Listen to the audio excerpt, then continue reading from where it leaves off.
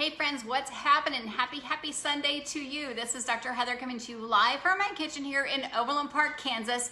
And as promised, if you have been listening in, we are going to talk about the top 10 foods you need to actually have stocked 99% of the time in your refrigerator as you're making that shift happen. That shift is actually choosing whether you're going low carb, 30-day clean, keto, whichever lifestyle you're choosing. These are some of the staples that I have found that you need to have in your fridge or pantry / at all times, that you need kind of go-to foods to make 90% of the recipes that most people are suggesting are that you're gonna find in most recipe books. So as you're joining, let me know where you're joining from. I know if you're a Kansas City fan that the Chiefs game is going to be starting in just a few minutes, so we're gonna make this super brief, but hello Sylvia, thanks for joining. If you're brand new to Ask Dr. Heather, drop a 1 down below. I wanna say a big hello to you. Joyce, thanks for actually tagging your friend Pam, so welcome. So get your pen and paper out because we are gonna talk about these foods super quick. I'm actually really excited to be here today. I know we were going to do this yesterday, but since Pruvit had a promo, I want to make sure everybody knew that the entire store worldwide, our worldwide store-wide, was 22% off, but we're blessed to have a patient of ours drop off home hatched. Are these Uncle Warren's? No, these are patient. These are duck eggs and chicken eggs locally grown here. So if you ever get local eggs, when you get them, do not wash off the goodies that the hens left on there, which can sometimes be chicken poo or whatever is else there straw. You want to wait to wash them just before you eat them. And eggs are number one on my list to have in there unless you have an allergy. Eggs are the number one allergy in the world, and my little puppy Danny is saying someone's here. But when you look at the difference, this is a duck egg. They're much more translucent, and they'll get bigger in the springtime, just as in most eggs will get bigger in the springtime, as in most produce does. So hello Bree from Maine. So we're gonna actually look at a chicken egg. See, it's much smaller than the jumbo large egg you get at the store. So when you're actually looking at and we won't go this long on each thing on the list, when you're looking at an organic egg, you're gonna see that they're much more golden yellow. You're gonna see the reason that it's much more yellow on an organic egg is because it's really rich in choline. The omega-3 fatty acids are super high, which is so good for your brain. It's high in selenium, it's high in the B12, it's high in linoleic acid, it's super high in vitamins and minerals, so it looks much more rich in there. And you're gonna see, hopefully you guys can see that, it's just a beautiful golden, oh there we go, beautiful golden yellow color. And again, when you look at the shell, I'm gonna pull this chicken egg back up. I do have some white chicken eggs too, but I washed this one. It's much more translucent on the duck egg. And if you have a chicken egg allergy, you can generally tolerate duck eggs, but just to also know that when you're making a way of eating, whether you're going clean, low carb, keto, make sure you're not having eggs every single day. You can actually build up an allergy or tolerance. So make sure you're rotating those in there. It's very easy because eggs are the perfect protein. It's so easy to put in lots of recipes. Make sure you're rotating eggs so you're not having them each and every single day. But they are a good thing, again, number one, to have in your eggs to stock up. They're an easy snack to put in your box. You can boil them egg. I love to put them in the Instapot. It's so easy. If you've done them in the Instapot, just say, put a big high 10 down below. Dr. Ralph loves to boil his eggs in the Instapot. It's 5 minutes in the Instapot. You put them on the tray. They peel perfectly. You can actually leave them unpeeled in the refrigerator. Just make sure you leave a damp cloth or you leave them on some ice and water. So they're great for breakfast, great for dinner time, great just to put in an egg or something to thicken them up, great for soups, great for salads, great for stir fries. The whites can actually help make anything super thick and make a meringue out of it. You can use the yolks for many sauces to help thicken it up. So lots of great recipes there. Hey Sylvia, thanks for calling in from San Diego. Jenny, thanks for, I don't know where you're coming from, but Cindy's coming in from all the way from Alaska. We're supposed to get some snow here in Kansas tomorrow, so kind of excited about that, but we had 80 degrees here on Thursday, so loving all that. Number 2 on the list is not a food group, it is a condiment, but it is, yes, it is bacon. It is bacon, but your whole life, again, is not to be bacon every single day. If you're having it with a meal, about 1 piece to 2 pieces, depending on your body size, depending on kind of your macros and how your activity of lifestyle is. Bacon is not meant to be 3 to 4 pieces or 12 pieces with a meal. It's meant to be a condiment. So if I have a big Cobb salad, maybe 1 piece of bacon. If I'm doing breakfast or brunch, I'll have maybe 2 to 3 eggs with maybe 1 or 1.5 pieces of bacon. I don't have it every single day. I use it for flavor flavoring on things. If I do a meatloaf, I'll crisscross bacon. If I do a head of cabbage, I love to crisscross, take a big head of cabbage and just chop it in fours and take one piece of bacon and wrap it around, or take a bunch of collard greens and take a bacon or two and wrap it around the collard greens or the kale. Gives a great flavor. You can barbecue that, you can saute it, you can put it in the Instapot, you can actually put it in the oven, but the fat really breaks down the fiber and you get all the nutrients from the healthy greens. So again, bacon is not meant to be had every day, but yes, few times a week. It can add a lot of flavoring, and then a tablespoon is a serving or one piece is a serving. Make sure that you're going for the good healthy bacon. Don't go for the honey maple full of nitrate bacons. It's super important to buy the better quality of bacon. It's much healthier for your body. When people say the negative stuff about bacon, it's probably because they're buying the one that's sugar coated with a lot of nitrates. Either go to your butcher, go to the one at the health food store, or even the regular grocery stores are carrying the healthier brand. So I do buy it generally from the butcher or from one of the health food stores. But again, even the grocery stores are carrying the better brand. And you're gonna see, like, just read it. If it says sugar in it, put it back. If it has a nitrate in there, put it back. Most of them will say like gluten-free, sugar-free, nitrate-free, and just buy a very good brand of bacon. So again, it adds a lot of flavors to your veggies and things like that.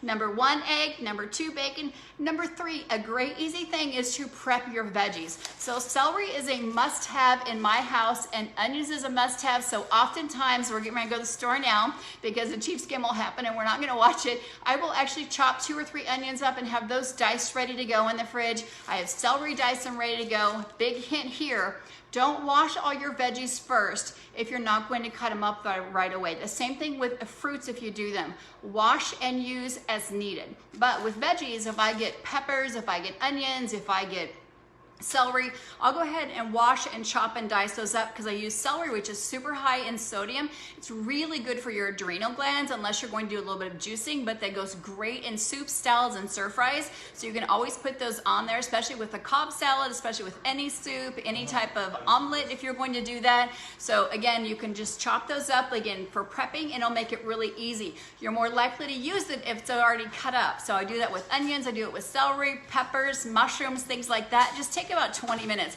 Super proud. Nick just walked by. He already prepped all of his lunches because he works for a landscape company and we're to get snow today, which is included in his job. So he literally spent 1 hour. He went to the store from door to door, cooked 4 lunches, prepped his breakfasts as well, and then had everything already cleaned up. Uh-oh, Dad's actually doing a little bit of something here. What you got going on there? So Dr. Ralph is actually doing a little bacon prep here for the week.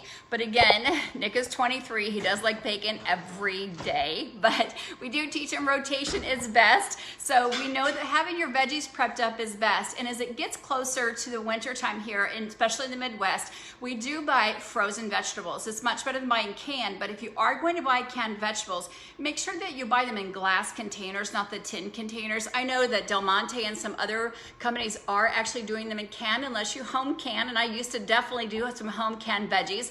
So buy half veggies fresh, half veggies canned or frozen. I don't even want to say the word canned, but unless they're in glasses.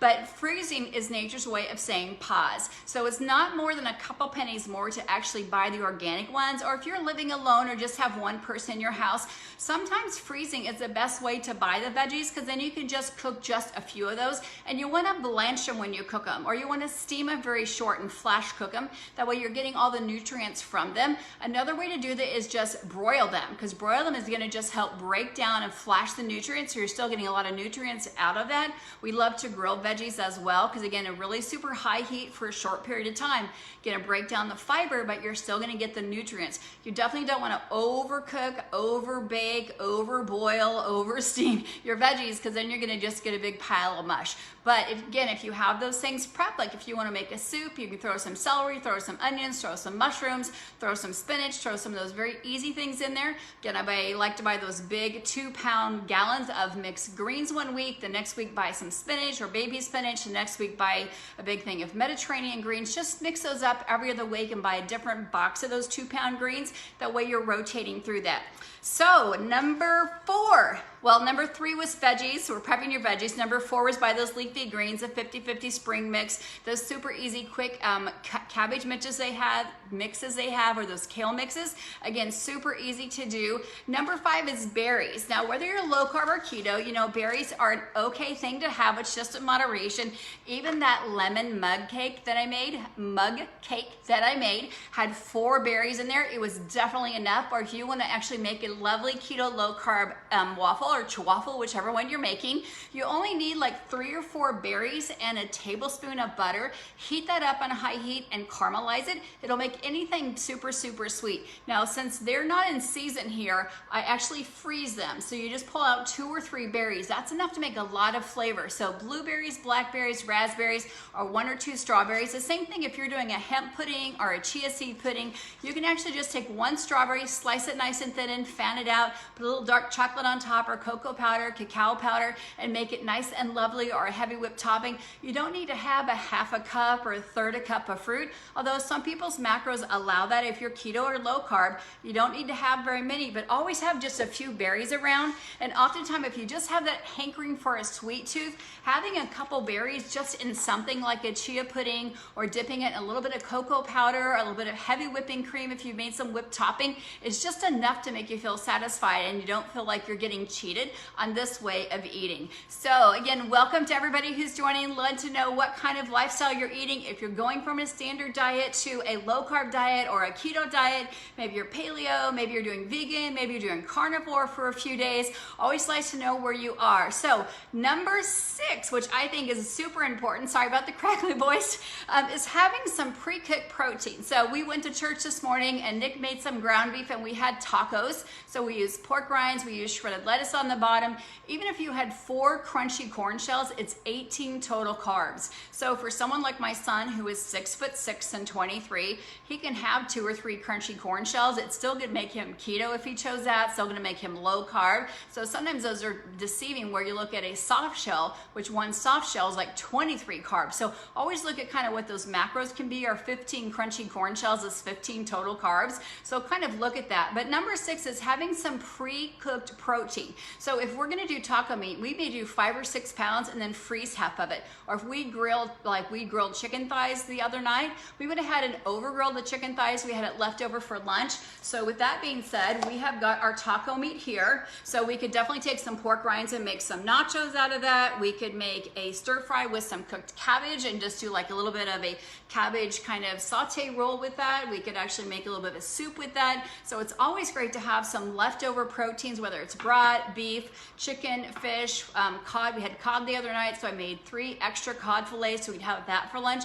Having that pre-cooked protein is gonna make your life much easier, so you're not gonna be tempted like, I don't have time to cook, I don't have time to do that. Whenever we do a pulled pork, when we do some barbecue grilling or smoking, we always end up dividing that in 3 or 4 pound bags. So we just go to the freezer and grab that out every couple of weeks so we have it there. So always buy a little bit extra, always have it knowing that you're going to freeze that out and you can pull it out overnight, especially if you're super busy, you're on the go. Maybe you're working from home now and you think, oh, I'll have time to get that done. I've got an Instapot now. And knowing that it ends up not being the truth, knowing that you'll have that extra pre-cooked meat, it's also gonna help you rotate through some of those meats. So you're not always doing the eggs and bacon, not always doing the ground beef. You're gonna rotate again through some of that. Number 7, make sure you have some nut milk on hand. So, and I always say 2 types of nut milk. So it depends if you do more creamy things. So if you do more creamy things, then we do a lot of dairy-free, or I do dairy-free. Macadamia nut milk is gonna be a little creamier. And I also found this, which is really creamy, not as creamy as heavy whipping cream. It is an almond coconut creamer, but macadamia nut milk is low in carbs, high in fat. It's really creamy. You can always throw an egg yolk in here to make it creamier, but the macros are 0 carbs, 0 protein, 1 gram of fat. It's actually a lot thicker, and so is the macadamia nut milk than the coconut milk or the almond milk. Now, if you want something creamier and you don't do dairy like the heavy whipping cream, then you can buy the Thai coconut milk or the coconut milk in the can, and that's gonna be much, much creamier. That can's about 700 to 800 calories. Yes, 700 to 800 calories in that can, much creamier. That's what you make your milk topping from. But this is going to be more for a waffle mix or maybe a soup or a saute. And again, you can just simply add that egg yolk in there to make it a little bit creamier. So number 7 would be have a nut milk on hand. Number 8, and these are in no specific order. I just was thinking, like, what do I always need to have on hand to make sure I can kind of make any meal that I want? And today I can think they're in season avocado. So whether you believe avocado are actually in season right now in Kansas, and you can kind of tell because they're nice and small. They're not jumbo big and hard like a softball. So an avocado is amazing. You can do so much with an avocado. I could put the taco meat on top of that avocado. I could actually pour that egg right in here and throw it in the oven with the bacon that's cooking and have an amazing nice little snack or meal. I could just eat the avocado like it is. I could put some tuna salad in there, or I could just have the avocado and sprinkle a bunch of pink Himalayan sea salt on that. You could make a smoothie because it makes anything thicker. So if you want to take your nut milk and you're being dairy free and it just wasn't thick enough in your soup or salad, you could blend a little bit of avocado. And you know, if you keep the nut in there, it actually helps keep it so it doesn't turn brown and or oxidize. You can also freeze avocado. So you can just slice this up. If you get a big bag at Costco or one of the bigger box stores and you know you're not going to eat it as quickly, you can always actually just slice it up, cube it up, and put it in the freezer so you can keep it so it doesn't go bad. It's also a great substitute for mayo. So if you do have an egg allergy or a dairy allergy, but you need that thickness, creaminess of mayo for some type of salad like tuna salad or egg salad, turkey salad, you can actually just sub a mayo for it. I'm sorry, you can just sub an avocado for mayo. So it's just simply 1-for-1 substitution. You can also, if you're baking, FYI, 1 cup of oil or 1 cup of butter is 1 cup of mashed avocado. Avocado is super high in potassium, higher than a banana. Yes, think about that. That's why so many people are switching to this avocado toast thing instead of doing the banana and oatmeal, is because it's higher than a banana in potassium, has more fiber, has more vitamin, has more nutrients than a banana. And it's actually, you're gonna find them more organic, easier to digest, and much, much better for your heart health. So have an avocado, but you don't wanna have an avocado every single day. Again, make sure you're rotating through that. Number 7. Grass-fed butter. So you do want to pay a little more for butter. You don't always have to buy the Kerrygold. However, when you're buying grass-fed butter, when you buy the grass-fed butter, you're going to get something called vitamin K, which is great for bone growth, is great for ligament growth. It has something called conjugated linoleic acid, which is super great for muscle growth. So even as we age, or if you work out, every time you work out, you're tearing down your lean muscle, you want to rebuild that. That's why you can have this every day, but not in every single meal every day. Not all your fat should come from grass-fed butter. So it can be Kerrygold butter. It can be your locally grass-fed butter. You can get it from the butcher. You can also have lard and rotate that in there. But for me and for your kiddos and for your family, yes, have some grass-fed butter along with some, make sure it is 100% pure, non-hydrogenated coconut oil. So you're rotating through that. Coconut oil, what makes it hard so it doesn't spill out and it's not a liquid at room temperature, is something called lauric acid. Especially as you go into the winter, lauric acid or monolaurin is also known as C12. It is antiviral, antiparasitic, and antifungal. So not only is it good for your body, it's also good for your immune system. So you can actually use this as creamer on your skin if you have a sore, something open, dry skin that starts to crack during the winter time, so you can put it on your body topically, but don't double dip. Use a separate container. And you can also eat this, you can cook with it, it's great for high heat. So, and also, as we know, that as Dr. Ralph is cooking the bacon, he's going to save that bacon fat, and we're going to rotate through those fats through there. So yes, Claudia, I will talk about that in just a moment. And so number 10 on my list, not in any specific order, is pink Himalayan sea salt. We know that especially when you're making the shift happen from being a sugar burner to being a fat burner, is that your body's going to lose toxins naturally. And people have a tendency to get cellularly dehydrated. So even if you're drinking a ton of water, your body's going to start to lose some unwanted fat. It's going to start to actually balance out your blood sugar, and you're going to lose some natural sodium. Even if you're actually actually juicing a little bit of celery, you're putting celery in your soups and salads and stir fry, you'll want to make sure that you're having some pink Himalayan sea salt, some kosher sea salt. You can have some volcanic salt. I've got some salts in 4 or 5 different colors in there. You can buy the big salt rocks, but number 10 is make sure that you've got sea salt on in your pantry. You don't want to cook with it. You certainly can cook with it, but you're not going to get the nutrient value. You can use it actually to help break down your meat if you're trying to tenderize something. If you put it on fish, you're going to make it super dry. But yes, you can put it on chicken thighs, you can put it on pork, you can put it on beef or deer or bison, but you always want to use it right before eating or after cooking, because if you cook with it, you just denature it and then you make it like diner salt. So make sure you just, if you're feeling tired, you can put a pinch on your hand and you can just have a lick. Being a farmer's daughter here from Kansas, we definitely have salt blocks out for all of our livestock, as everybody does everywhere in the globe. So it makes sense that we should be having sodium in our bodies. And I always use this analogy: if someone comes to your house like the ambulance, the first thing they're going to do is hook you up to an IV that has some sodium in it or salt. If you go to the emergency room, the first thing they're going to do is give you some sodium. So it makes sense we should be having salt. So there's a lot of new updated literature saying that we need to be having sodium in our bodies. It's not the 1970s and 80s literature that we used to know. So that is number 10. So if you've got some items that I left out, please drop them down below. I had a super hard time picking out because I had, oh, you know what? We've got homemade broth. I should have had broth on there. And then I pulled out some nuts. I'm like, okay, for snacking reasons, we generally have some papetti seeds, some sunflower seeds. We have some cashews. So, oh, I should have pulled those out. Well, pickle juice, or my gosh, we always have garlic in our house. So it was super hard for me to narrow it down to just 10 items. And I thought, oh, if you're a baker, you always need to have some bleached almond, or not bleached, but you need to have some almond flour in your house or coconut flour. But let me know what your top 10 are. Let me know what you've got in your house, whether you're low carb, whether you're keto, whatever it is that you're eating.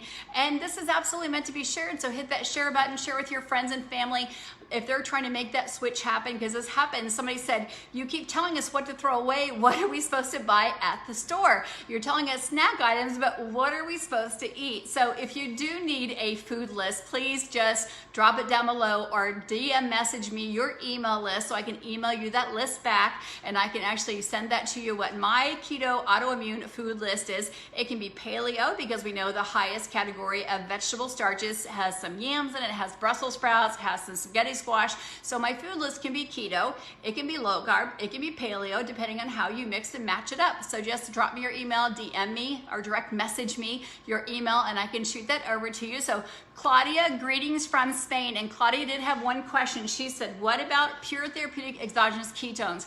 No, it does not break your fast, because it does not stimulate lipolysis. Lipolysis generally means it's going to stimulate glucose surge coming up, because insulin is going to be released. When you're drinking pure therapeutic ketones, there is no surge of insulin. Insulin is not stimulated. Therefore, your blood sugar either stays the same or goes down. So it is not breaking your fast. When your fast is broken, generally there is a release of insulin and your glucose starts to go up. So that's how you know if your fast has been broken. So sometimes stress can even break a fast for people. If you're overstressed, you can be watching Cupcake Wars. You can be smelling food. Sometimes your body will automatically start releasing insulin. You can see it. You can start to salivate. The only true way to know is actually get a blood meter and check your blood glucose. So hopefully I brought some insight into what you need to put on your grocery list. We are going to hop off here and get our grocery list made for the week.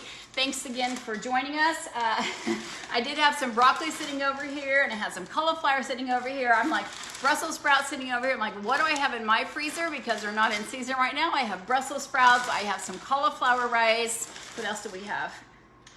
Oh, Dr. Ralph said, if in doubt, make sure you have some MREs in your garage. So just in case you're out of food, you have some MREs. We have 2 of our sons proudly in the military. So for some reason, we have some MREs in our garage. So not keto, but you can get keto. They are not keto. However, we did learn you can get keto MREs now. So thank you for joining us all the way from Spain, from the BBIs, and Carmen, welcome, welcome. It's good to know that you are keto and you have everything that we mentioned in your house. And yes, Lori, go Chiefs, go Chiefs. We are 2 minutes, so we're just getting started here. Let me know if there's a hot health and wellness topic that you are super confused on. You don't know who to believe, and you don't know what to follow, and it's making you confused of you don't even know what to eat or to do anymore. Let me know. I'll help you unlock that confusion and help you be on that straight and narrow path so you can optimize your health and start your day in the right way. So again, this is Dr. Heather Carden coming to you from my kitchen here in Overland Park, Kansas. You guys have a blessed day, and I'll be seeing you soon.